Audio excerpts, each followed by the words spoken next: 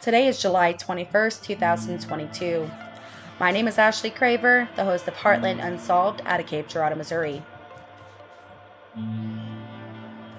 The text message came in. It was 10:47 a.m. Timmy was found. That's all it read. I was so bewildered about what I was seeing on my screen.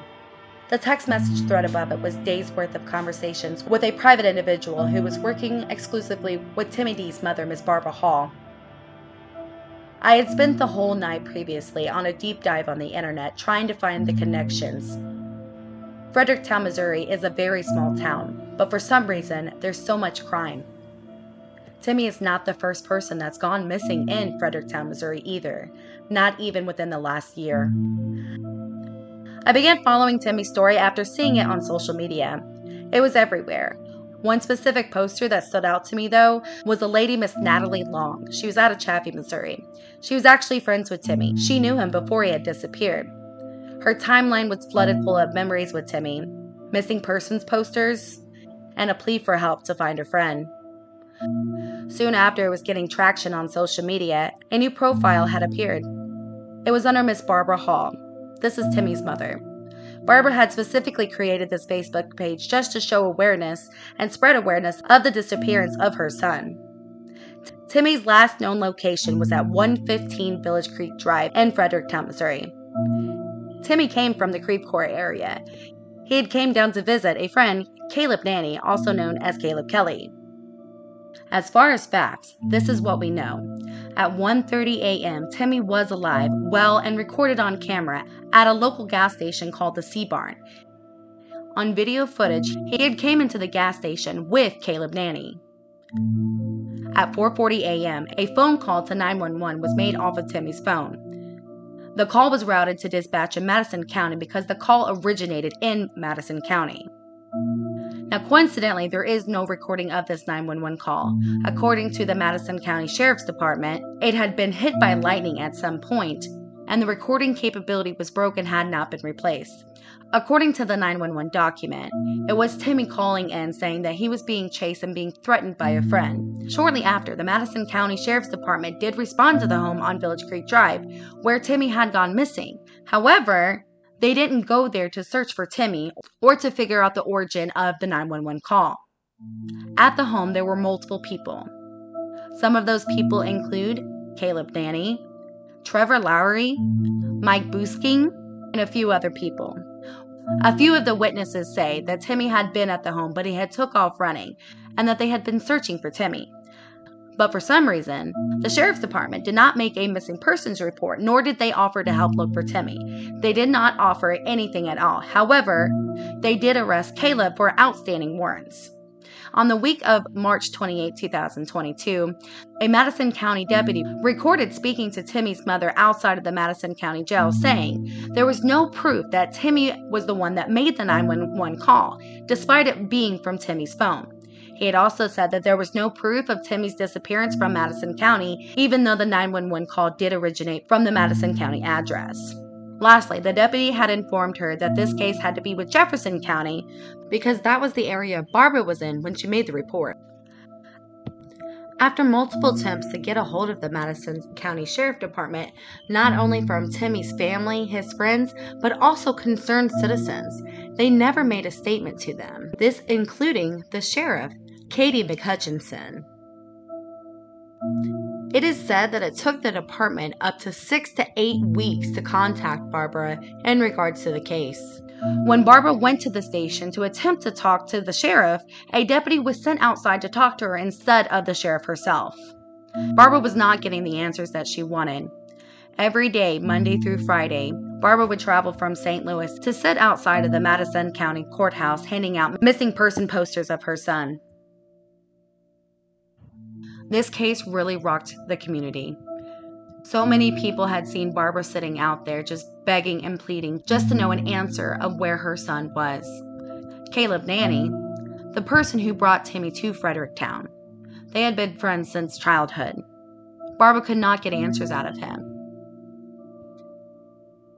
The only thing that Caleb Nanny could tell Barbara that Timmy had taken off to Florida and consumed a new identity.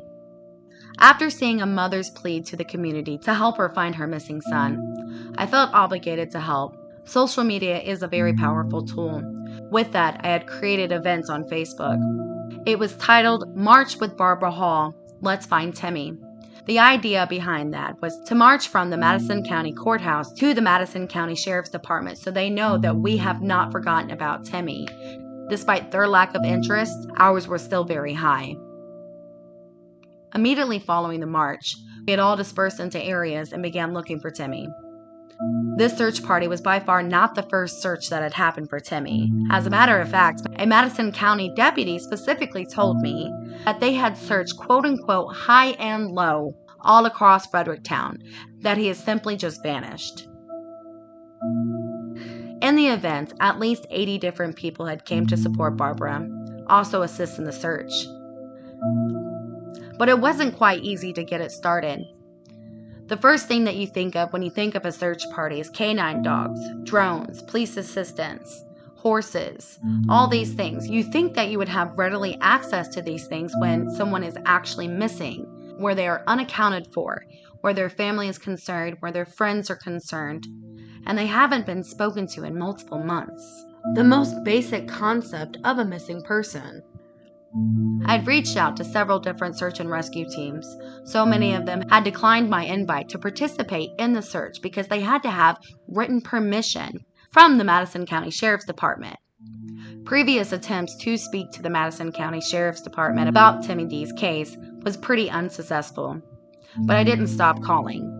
I called multiple times a day. I would send emails, I would leave voicemails, I would leave notes. I thought it was quite strange that we couldn't even get a response. Finally, 2 days before the event was scheduled, Sheriff Katie McHutchinson had reached out to me on her personal cell phone.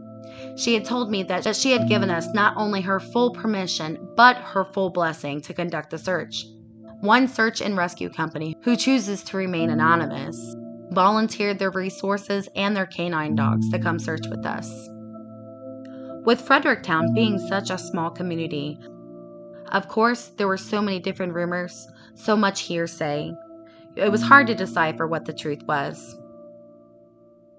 After the march, we all met back at the Madison County Courthouse and decided to disperse into searching groups. But on the way, we did have to drive by Caleb Nanny's house. There was a caravan, probably at least 20 cars. We had drove by Caleb Nanny's house, and we did. We laid on our horns. We wanted him to know that we weren't going to stop until we found something out, until we found Timmy, until justice was served.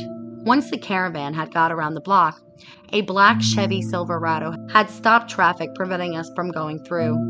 They began to spin their tires, making a scene. There was a distinct smell of rubber going in through my windows. Luckily, I was able to catch all of this on film. The person in the truck was in fact Caleb Nanny. Again, the last person that was with Timmy. The person that Timmy was with when he made the phone call to 911 saying that his friend was threatening him. Caleb had done a burnout, nearly hitting the first couple cars in the caravan. He had sped by us with his middle fingers up. Caleb had then gone to the Madison County Sheriff's Department. For why, we were not quite sure yet. He never made it quite in. But during his encounter at the Sheriff's Department, he ran into Tim Dees, who was Timmy's dad. At that point, a verbal argument broke out. Caleb seemed nervous. He was scared. For some reason, he was yelling about people trying to take his kids away. We weren't there to do that. We were there to find answers. We were there to search for Timmy. It called for rain all day long. We all prayed and hoped that it would not. And luckily, it didn't. What we were stuck with is just a few sprinkles, which was actually kind of relieving because the weather in Missouri is very hot and humid. But unfortunately, daylight got away from us. We had to wrap up the search. It was getting dark. Everyone was exhausted. However, the cadaver dogs did have a hit on a location that we had a tip on. We had planned on coming back out on Saturday. But instead, 2 days after the very public search, Timmy Dees' body was found at a location that has not been published with the public yet. It was 0.2 miles from where we ended our search. So many people had reached out, saying what they thought they knew, what they heard on the streets, and how they wanted to keep their name out of it because they were scared that they would be next. My inbox got full very quickly. Suddenly, a lot of people started following the case. They started reaching out with their theories. They started reaching out about their concerns. And then they started talking about the crimes that's been covered up in Fredericktown over the last few decades. As of now, a cause of death has not been ruled. However, the pathologist that Timmy Dees' body is going to is kind of notorious. The pathologist was also the same pathologist that conducted another very popular case out of Fredericktown of the shooting of DeAndre Martin. Also, according to locals, this same pathologist has covered up multiple different shootings and killings by ruling it as a suicide. For some reason, this doesn't seem to be uncommon in the area. This is still an ongoing case. The search that brought Timmy home today was conducted by the Missouri State Highway Patrol. Even though Timmy's body is found, people are still dedicated to the case. As it being an ongoing investigation, only time will tell if justice will actually be served this time in Madison County. I intend to keep up with the information that I find out about Timmy. I don't plan on stop talking about it until the case is solved. Today, I had reached out to Sheriff Katie McHutchison on her personal cell phone. I was almost immediately sent to voicemail. After that, I had called the Madison County Sheriff's Department. They had left a message for the sheriff to call me back. She has still made no comment. Currently, there are no scheduled services for Timmy. Out of Cape Girardeau, Missouri, my name is Ashley Craver, covering the case of Timmy Dees with Heartland Unsolved.